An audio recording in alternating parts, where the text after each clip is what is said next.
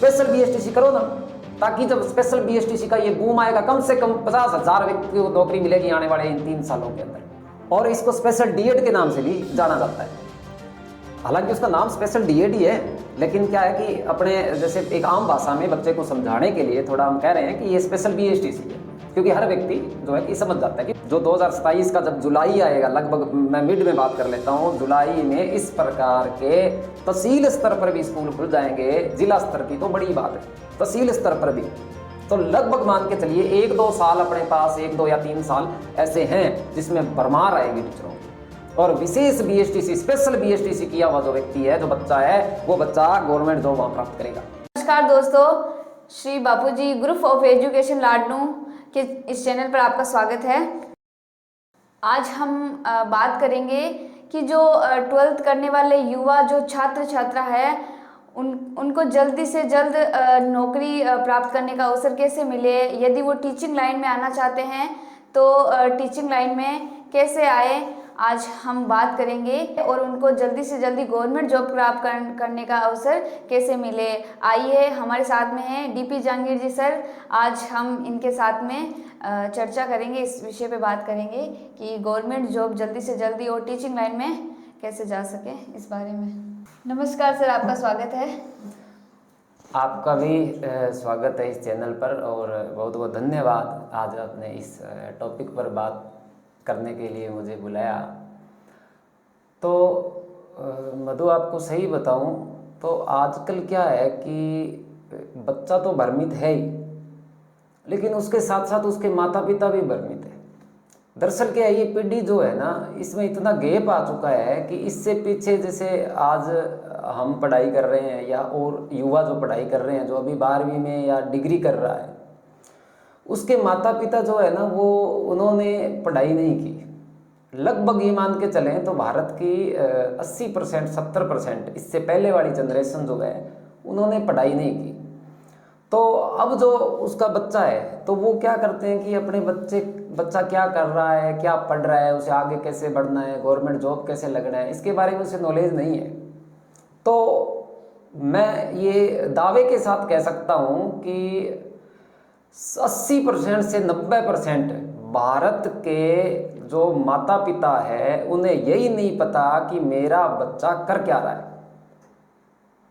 कई बार तो ऐसी स्थिति आ जाती है कि मैंने देखा है, जब भी हम किसी गांव में जाते हैं या कहीं भी, और कोई शादी पार्टी विवाह कहीं भी होता है, तो पूछ लेते हैं कि आपका बच्चा कौन सी क्लास में है, तो वो बोलेंगे जी मेरा बच्चा 14वीं में पढ़ता है। उसको ये नहीं पता है कि मेरा बच्चा बीए कर रहा है, कि बीएससी कर रहा है, कि बीकॉम कर रहा है।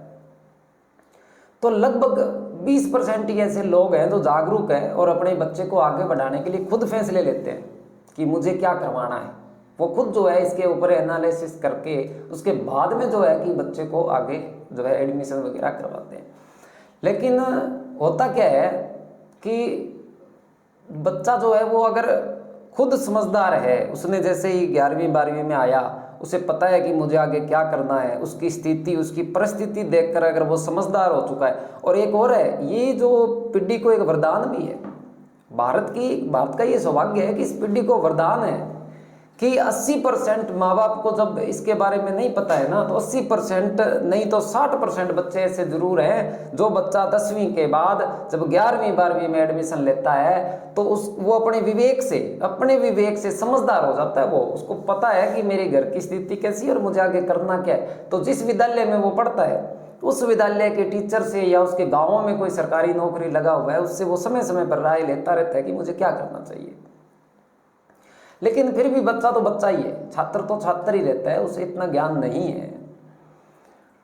होता क्या है कि आपने जैसे अभी बात की कि 12th करते ही उसके पास क्या जो है स्कोप है, तो देखिए आजकल तो पहले तो 10वीं बेस पर भी कोई 1-2 गवर्नमेंट जॉब आ जाती थी, जैसे कांस्टेबल वगैरह जो है वो 10वीं पास है, लेकिन आजकल तो उनको भी जो है 12th पास पर ही लिया जा रहा है। तो सोचिए कि 12th के बाद या तो वो कंपटीशन की तैयारी, अब बच्चा ये तो है नहीं कि 12th के बाद सोच ले कि मैं आगे डिग्री नहीं करूंगा और मैं कंपटीशन की तैयारी करूंगा। केवल कंपटीशन के भरोसे तो वो रह नहीं सकता, वो डिग्री भी करेगा। तो एक डिग्री जिसमें मैं ये मानता हूँ कि चाहे कोई छात्र है चाहे कोई छात्रा है, उसके लिए सबसे बढ़िया है वो है बीएसटीसी। अब जब बीएसटीसी की बात आई जाती है तो वहाँ मैं आपको एक बात और बता दूं कि बीएसटीसी में एक तो है नॉर्मल बीएसटीसी करते हैं बच्चे, एक होती है विशेष स्पेशल बीएसटीसी जिसको कहते हैं, जिसमें जो है कि जो बच्चे जो नेत्रहीन हैं, जो बच्चे जिनको सुनाई नहीं देता है और जो बच्चे जो मंदबुद्धि है, ये 3 प्रकार की जो है कि बीएसटीसी में 3 प्रकार के इस प्रकार के कोर्स होते हैं और इसको स्पेशल डीएड के नाम से भी जाना जाता है। हालांकि उसका नाम स्पेशल डीएड ही है, लेकिन क्या है कि अपने जैसे एक आम भाषा में बच्चे को समझाने के लिए थोड़ा हम कह रहे हैं कि ये स्पेशल बीएसटीसी है, क्योंकि हर व्यक्ति जो है कि समझ जाता है कि बीएसटीसी के बारे में आज के समय में जो पढ़ा हुआ भी नहीं है ना, माता पिता उनके नहीं पढ़े हुए हैं, तो भी उनके घर तक जो है आसपास में पड़ोस में लोगों की बातें सुन सुनकर उन्हें इस बात का पता है। मेरा एक मानना है और ये मैंने इतनी उम्र में देखा भी है, आपको बात बताऊं मैं 2007 और 8 के आसपास की,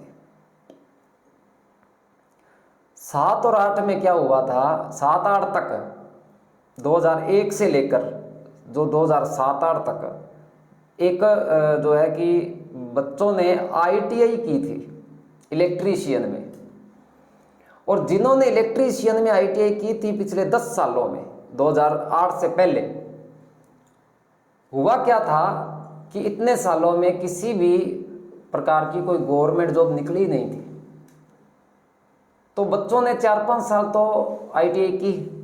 उसके बाद में बच्चों को लगने लग गया कि भाई अब आईटीआई में तो कोई स्कोप ही नहीं है, कोई वैकेंसी नहीं आ रही, तो मैं आईटीआई में क्यों करें। तो उसके बाद में आईटीआई का दौर जो है वो बहुत कम हो गया।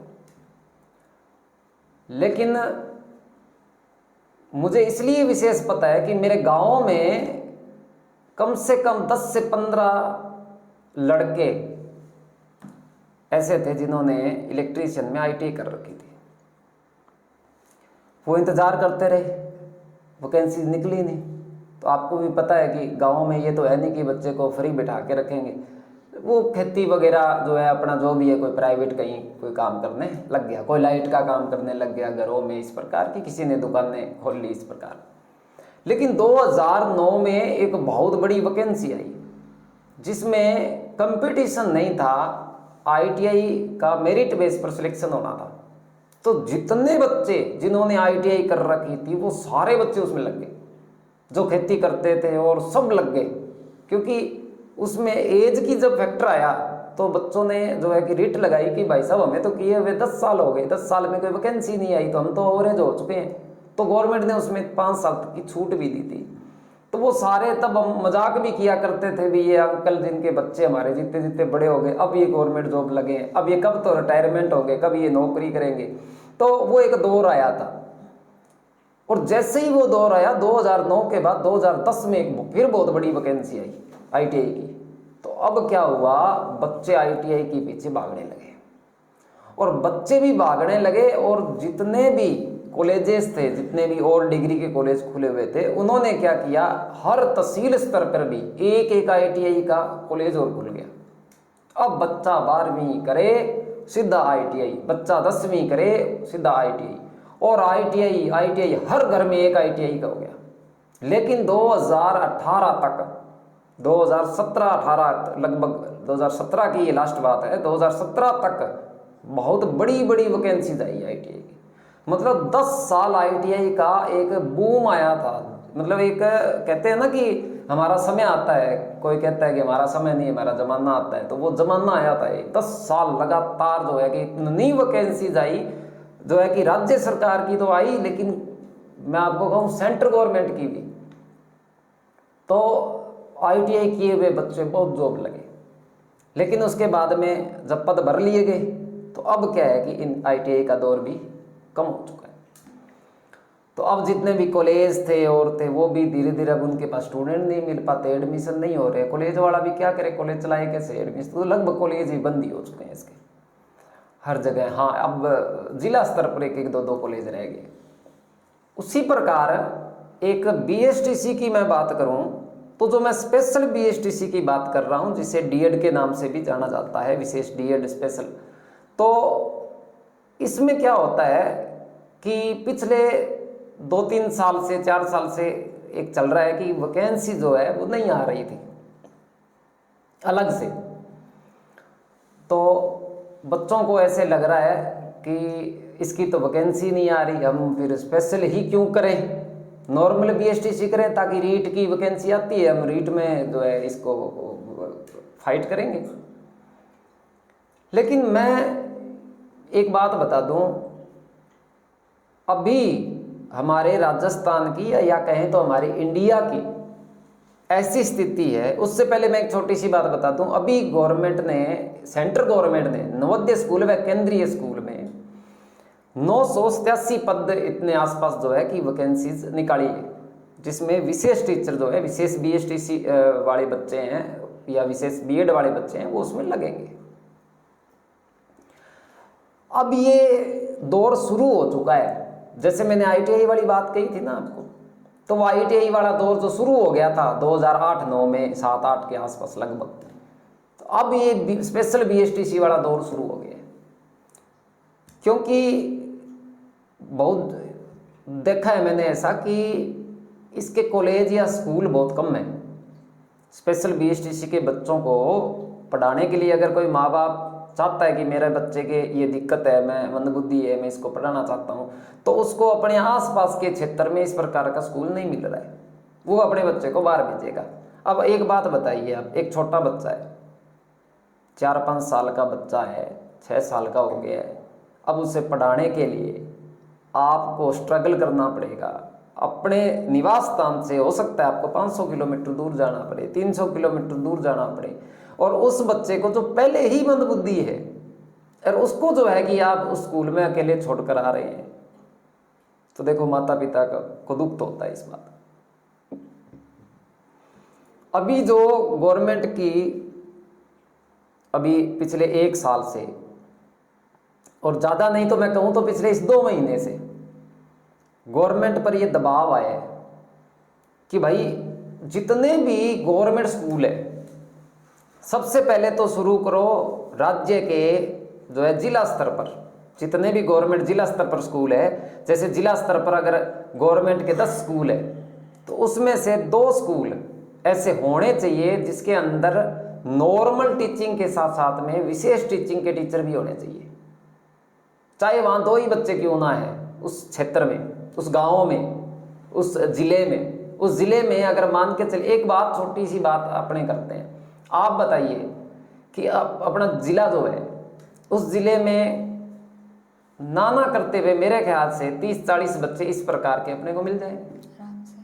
हर गांव में भी आजकल अपने देख रहे हैं, एक आधे गांव में एक आधा बच्चा इस प्रकार का होता ही है जो नेत्रहीन है या जिसको सुनाई नहीं देता है या जो मंदबुद्धि है।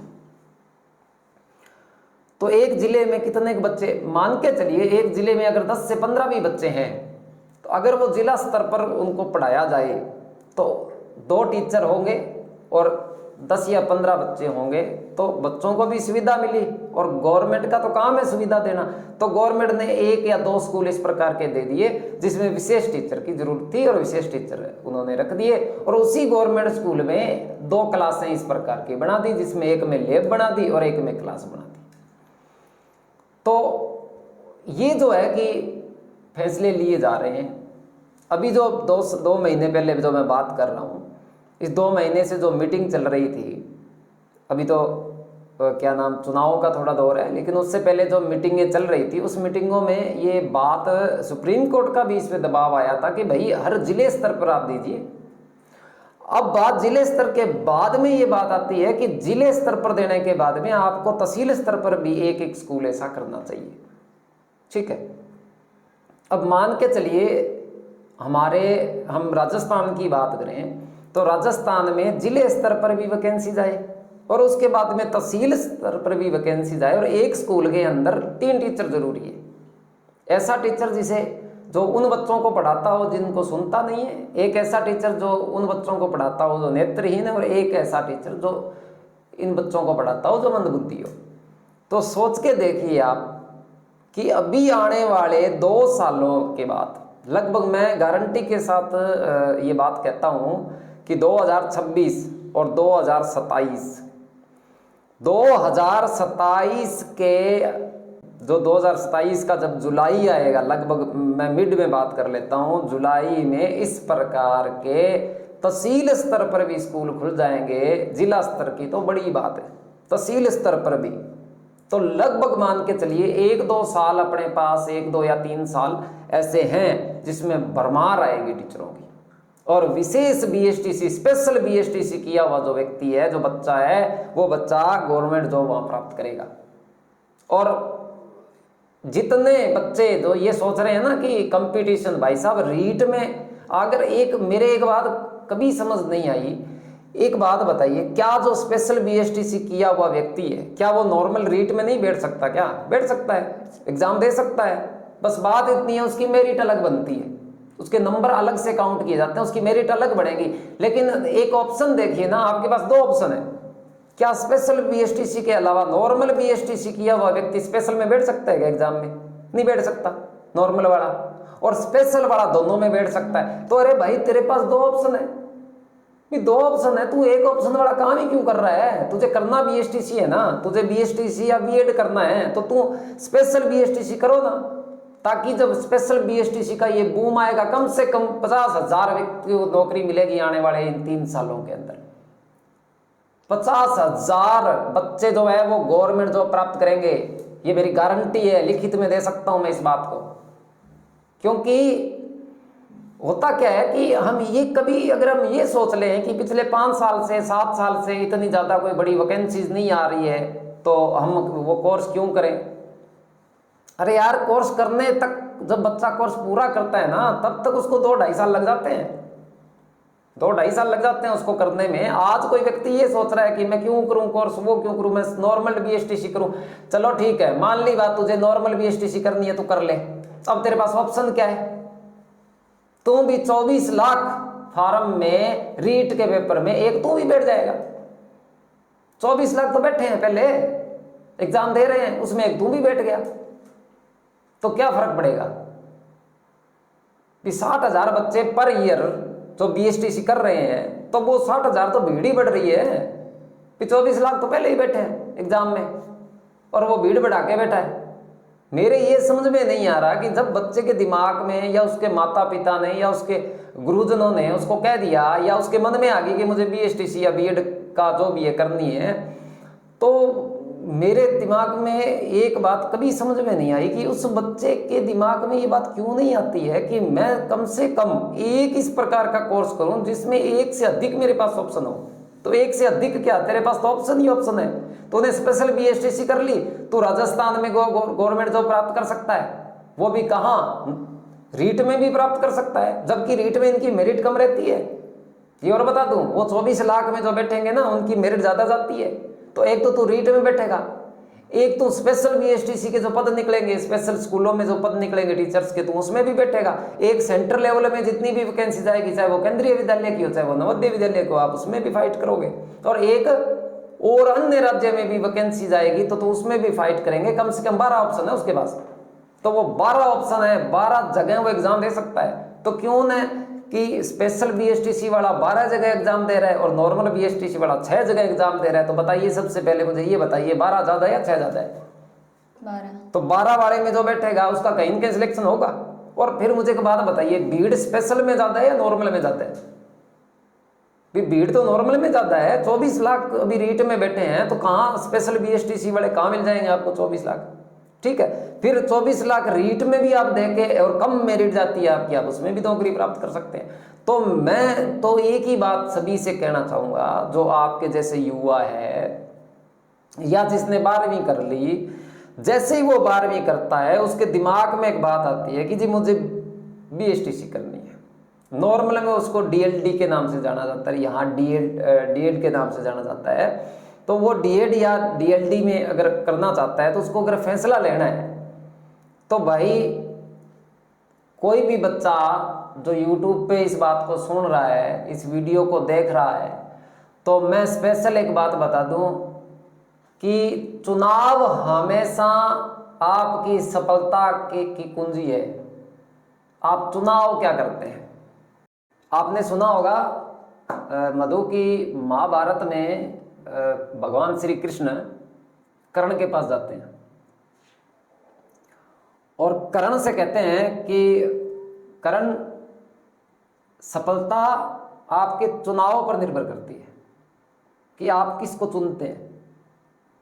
अगर आपने मुझे चुना, मतलब आपने अगर युधिष्ठिर को चुना, पांडवों को चुना, तो आपकी सफलता अलग होगी, और अगर आपने दुर्योधन को चुना तो आपकी सफलता अलग होगी। हारेंगे दुर्योधन, कौरव हारेंगे। ये बात कर्ण को पहले ही कह दी थी कि कौरव हारेंगे, क्योंकि कर्ण को तो एक समय में जाके एहसास हो गया था कि वासुदेव भगवान श्री कृष्ण तो भगवान है। लेकिन अब उसकी मर्जी थी कि उसने क्या चुना। अब उसने क्या चुना? कौरवों को चुना, और लास्ट में हारे भी और मौत को भी गले लगाया, प्राण गंवाए। मुझे बताइए, विषम पितामह द्रोणाचार्य जैसे, अश्वत्थामा जैसे, जयद्रथ जैसा, शकुनी जैसा, कर्ण जैसा, दुर्योधन जैसा, दुशासन जैसा वीर, कितने बड़े बड़े वीर थे ये। पांडव तो 5 ही थे, लेकिन सफलता पांडवों की तो नहीं थी ना, सफलता तो भगवान की थी। तो इतने बड़े बड़े व्यक्ति जिन्होंने चुनाव किया, और चुनाव के कारण वो हारे। उन्हें चुना किसको? कौरवों को, तो वो हारे। और अर्जुन ने किसको चुना? भगवान को चुना। पांडवों ने भगवान को चुना, तो वो जीते। तो मैं स्टूडेंट से एक ही बात कहना चाहता हूं कि चुनाव ही सफलता को दर्शाता है। अगर आपको चुनाव करना ही है, आपको बीएसटीसी, डीएलडी या डीएड में चुनना ही है, तो कम से कम उसको तो चुनिए जिसमें ऑप्शन ज्यादा हो।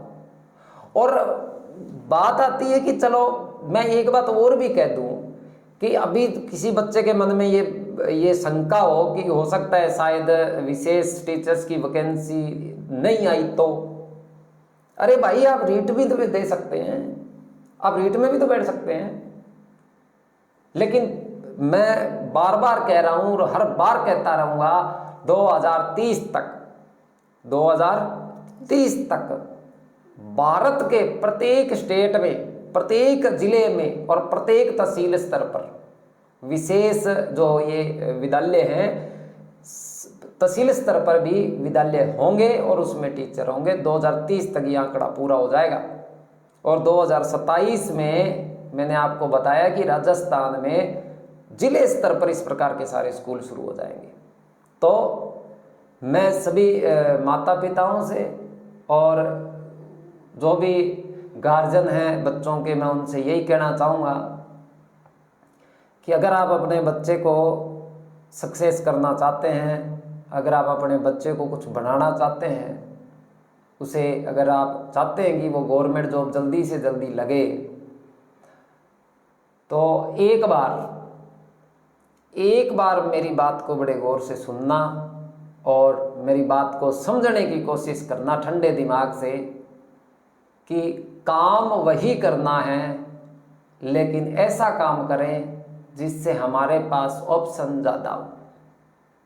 तो आप बच्चे को अगर बीएसटीसी में डालना चाहते हैं तो उसे डीएड में, मतलब स्पेशल बीएसटीसी में एडमिशन कराइए उनका, ताकि वह बच्चा जिसके पास ऑप्शन रहे, और आपने उसको राय दी है, और अगर वो जॉब प्राप्त करता है तो वो आपको और आपके पूरे परिवार को, उसका पूरा परिवार हमेशा दुआएं देगा। तो ऐसा कार्य कभी न करें जिससे खुद को हानि हो। कार्य ऐसा ही करें जिससे आप सबको लाभ हो, समाज को लाभ हो, परिवार को लाभ हो और राष्ट्र को लाभ हो। तो ऐसे बच्चों को पढ़ाकर जो पुण्य प्राप्त आप करेंगे वो एक अलग ही है। तो ये एक सेवा है। तो मेरे ख्याल से मेरा ओपिनियन यही है कि जब आप कर रहे हैं तो आप स्पेशल बीएसटीसी और बीएड जो है वो कीजिए। भीड़ बहुत ज़्यादा है कंपटीशन में, और गवर्नमेंट जॉब लगना हमें बहुत ज़रूरी है। तो सफलता किस पर निर्भर करती है? सफलता चुनाव पर निर्भर करती है।